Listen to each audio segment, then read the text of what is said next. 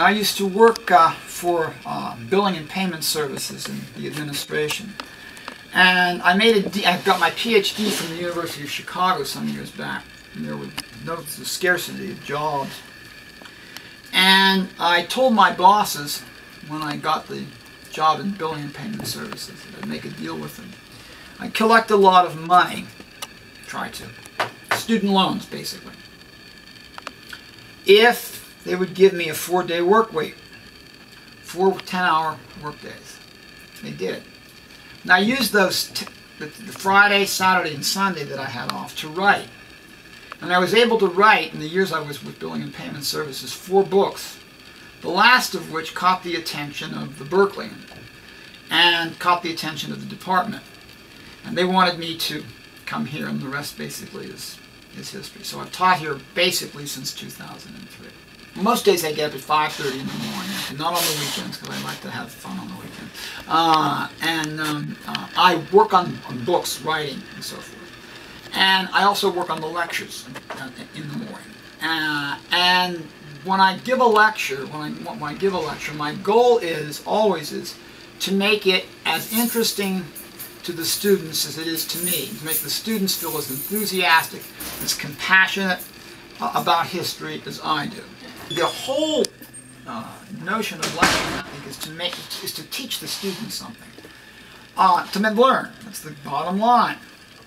Of course, they think it's the grades, but that's true. But we think it's learning. I think learning should be fun.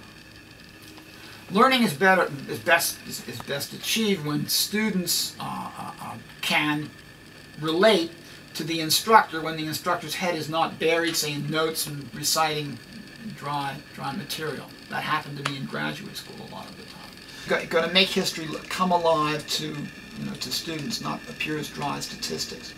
And I try to do that in the books as well as in the lectures. Yeah. I love both. Love writing and I love teaching. The driving theory that I have, I mean, this may sound simplistic and reductionist, but I tell the students that in the first day of class is that human beings make history, not impersonal forces. Again, what do you hope that students will be able to get out of it? What I hope they get out of it is, again, a sense of the drama of the 20th century and the great evils of the 20th century, how they were confronted in some cases, how they were surmounted in some cases, and how they were not surmounted in other cases.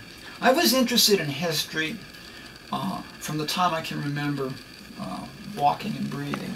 That McNeil's book on the rise of the West stimulated an interest in history in me that I've never ever forgotten. It took 9 years to write that book, 823 pages. We have an exciting class. I've got 76 students. It's a summer session record, and we hope to get more. We've just moved the course to a larger auditorium. And it's a course I enjoy teaching very much. I've taught it for 5 years. I like it, and I hope the students will too. All right.